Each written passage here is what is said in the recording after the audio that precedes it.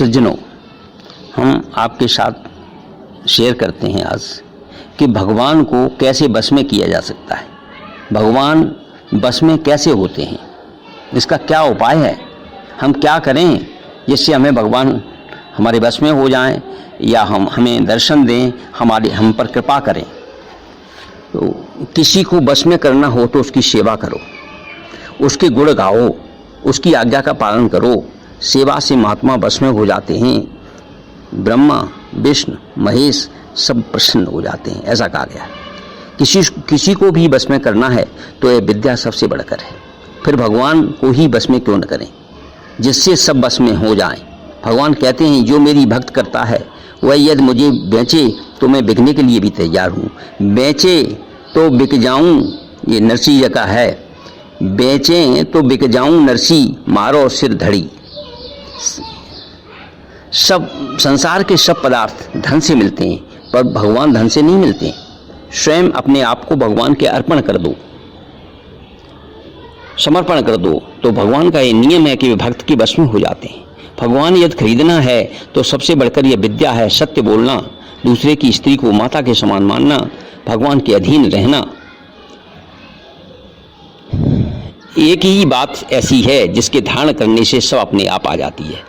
राजा को बुलाने से सारी सेना आ जाती है, उसी तरह भगवान की भक्ति से सारे गुण और देवी संपदा आ जाती है। वह सद्गुण सदाचार की मूर्त बन जाता है। आपसे और बात बने तो ठीक है, अन्यथा भगवान को अवश्य याद रखें, जड़ में भगवान है, ऐसा गीता में कहा गया है। आज पुरुष परमेश्वर मूल वाले, ब्रह्मा का रूप मुख्य शाखा वाले, ये संसार रूपी पीपल के वृक्ष को अविनाशी कहते हैं, का वेद जिसके पत्ते कहे गए हैं, ऐसा गीता में कहा गया है। उस संसार रूपी वृक्ष को जो पुरुष मूल से तत्व से जानता है वह वेद के तात्पर्य को जानने वाला है। उद्दालक ऋषि के पुत्र का नाम श्वेतकेत था। वेदांत आर्ट पढ़कर आने के बाद उसने कहा मैं विद्वान हूँ, अहंकार आ गया। पिता को मूर्ख समझकर नमस्कार नहीं किया। वास्तव में जो अपने को पंडित समझे हुए मूर्ख है। पिता ने कहा बेटा वह विद्या सीखे कि नहीं जिस एक बात के जानने से सारी बात का ज्ञान हो जाए। पिता ने पुत्र से कहा। लड़के ने कहा यह तो नहीं पढ़ी। पिता बोले एक परमात्मा का ज्ञान होने से सबका ज्ञान हो जाएगा। उन्होंने पहले ही सोच लिया था कि वह ज्ञान होता तो ये मेरा जो बच्चा है वो अहंकार नहीं करता। लड़का यदि 100 वर्ष माता पिता की सेवा करे तब भी वह उससे उर्ण नहीं हो सकता, चाहे आजीवन सेवा करे तब भी उर्ण नहीं हो सकता।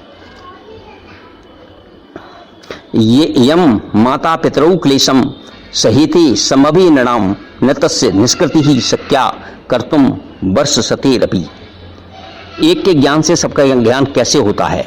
जैसे सोने का जिसको ज्ञान हो गया है उसे सोने के आभूषण सोना दिखने लगेंगे। लोहे का ज्ञान होने पर तमाम अस्त्र शस्त्र लोहा दिखने लगेंगे। मिट्टी का ज्ञान होने पर तमाम बर्तन मिट्टी के दिखने लगेंगे। भगवान गीता में कहते हैं बहुनाम जन्म नामन्ते ज्ञान वानवार प्रपद्यते वासुदेवा श्रमिति स महात्मा सुदुर्लभा। गीता का 7वें अध्याय में कहा गया है। अर्थात बहुत जन्मों के अंत के जन्म में तत्व ज्ञान को प्राप्त पुरुष सब कुछ वासुदेव ही है, इस प्रकार मुझको बचता है वह महात्मा अत्यंत दुर्लभ है। परमात्मा के ज्ञान से सारे ब्रह्मांड का ज्ञान हो जाता है। अपने से तो यह समझ लो कि जो समय गया सो गया, अब बाकी समय हरि में लगा दो, भगवान में लगा दो। अब यही निश्चय कर लो कि जो कुछ अच्छा या बुरा बीत गया सो बीत गया। अब बाकी समय चलते उठते बैठते खाते पीते हर समय परमात्मा को याद करना चाहिए। अपने आप को भगवान में लगा दें। मैं आशिक तेरे रूप पर बिन मिले सबर नहीं होती, ये भाव होना चाहिए। ये भाव धारण करने पर भगवान को बाध्य होकर आना पड़ेगा। भगवान प्रेम से मिलते हैं। कहा गया है हर व्यापक सर्वत्र समाना प्रेम ते प्रकट होए में जाना।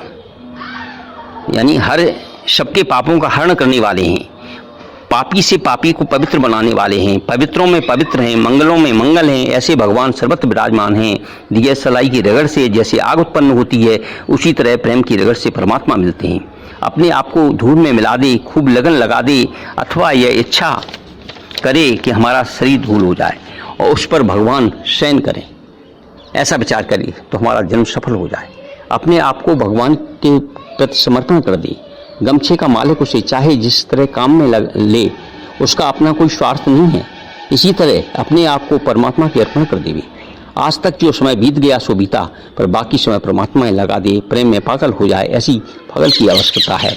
लोग पागल होते हैं धन के लिए, तुम पागल बनो भगवान के लिए।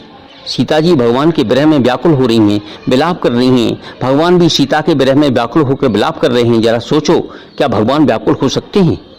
पर जब सीता जी व्याकुल हैं तभी प्रेम में भगवान व्याकुल हैं, यानी उनके प्रेम में व्याकुल है।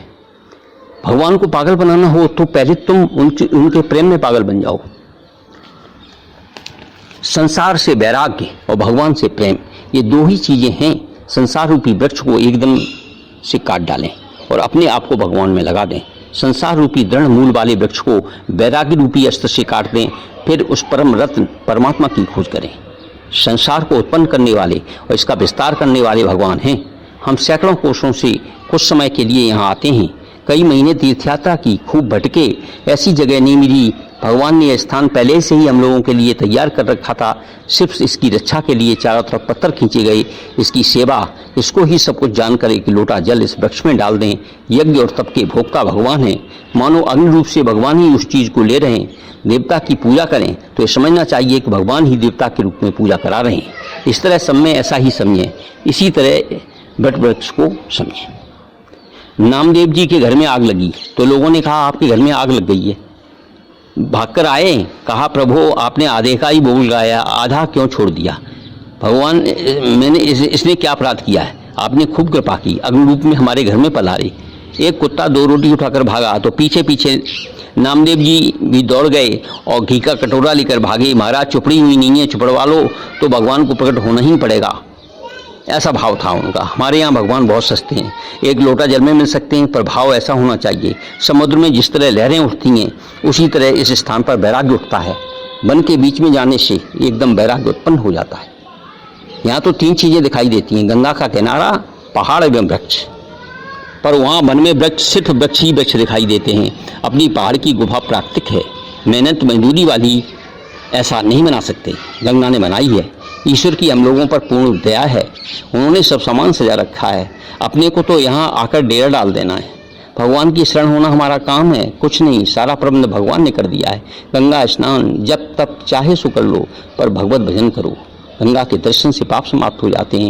यहाँ तो खाने पीने समय गंगा ही गंगा है। गंगा की रेणुका जो मरने के समय लाख रुपए देने पर भी बीकानेर में एक मुट्ठी नहीं मिल सकती, यहाँ बिखरी पड़ी है। इसे ही तो भागीरथ ही लाए थे। जो विशेष परिश्रम करता है उसके लिए कहते हैं उसका परिश्रम भगीरथ परिश्रम है। तुलसीदास जी चले गए, पर उनकी रामायण लाखों करोड़ों मनुष्यों का उद्धार कर रही है। संसार से वैराग्य और भक्त में प्रेम, यही एक चीज सार है। सारे बिखरे हुए प्रेम को बटोरकर भगवान में लगा दें। सब में 16 आने प्रेम है, उसको हटाएं, परमात्मा में लगाएं। एक से तोड़ें, एक से जोड़ें। भगवान में प्रेम लगाकर, संसार से आसक्ति मिटाकर, चाहे मन को कह दो अब तुम जहां चाहो जाओ। जहां प्रेम नहीं होता वहां जाना नहीं होता। वैराग्य से उपरत होगी और उपरत से ईश्वर का ध्यान होगा।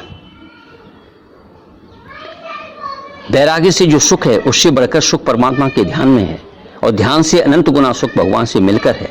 उससे बढ़कर कोई भी आनंद नहीं है। इस कलयुग में भगवान के पास जाने की यही सीधी सड़क है।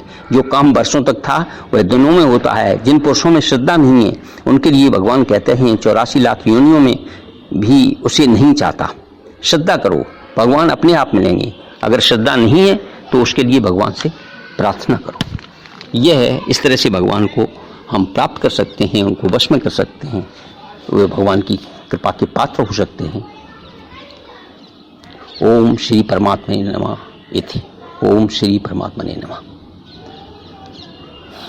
ये हमारा वीडियो अगर आपको पसंद आता है तो कृपया से लाइक करें, शेयर करें और सब्सक्राइब करें, जिससे ये जानकारी ज़्यादा से ज़्यादा लोगों को प्राप्त हो सके। धन्यवाद।